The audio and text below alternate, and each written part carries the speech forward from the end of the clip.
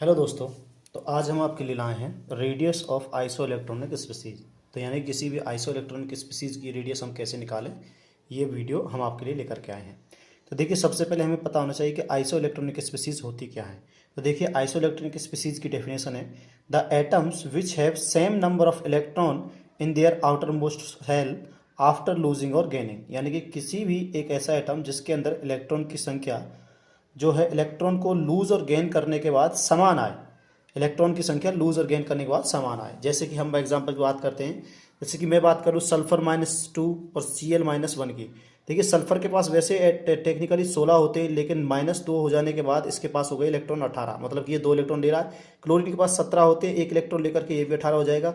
Argon के पास भी 18 होते हैं उन, और पोटेशियम प्लस है तो इसका मतलब पोटेशियम 1 दे करके आपका 18 हो जाएगा। और कैल्शियम के पास +2 है, मतलब कि ये 2 दे करके ये भी 18 हो जाएगा। तो आप देखोगे इसके लास्ट ऑर्बिट यानी कि आउटर मोस्ट सेल में इन सभी की में आपके 18 इलेक्ट्रॉन्स आ रहे हैं। तो ये सभी होती है हमारी आइसो इलेक्ट्रॉनिक स्पीसीज।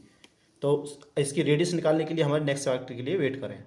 बात करते हैं हम radius of iso electronic species की। तो पहले पार्ट में हमने आपको आइसो इलेक्ट्रॉनिक स्पीसीज के बारे में बता दिया था। तो देखिए, फॉर्मूला है हमारे पास Z/E।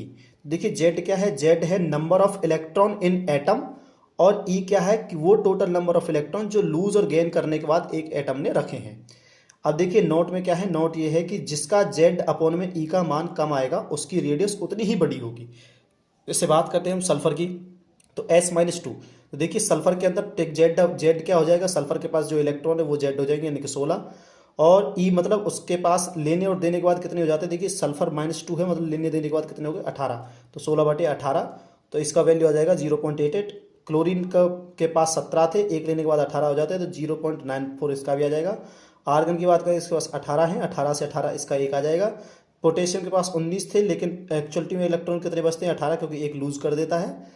तो इसी प्रकार से जब हम निकालेंगे तो इनकी वैल्यू हमारे पास आ जाएगी। तब हमारे पास जो सबसे कम वैल्यू आएगी उसका साइज सबसे बड़ा होगा। इस हिसाब से हमारा S2 सबसे बड़ा, Cl उसके बाद आर्गन, उसके बाद पोटेशियम और Ca2+ का साइज उससे छोटा होगा। वीडियो अच्छी लगी तो वीडियो को लाइक करें, चैनल सब्सक्राइब करें। Thank you.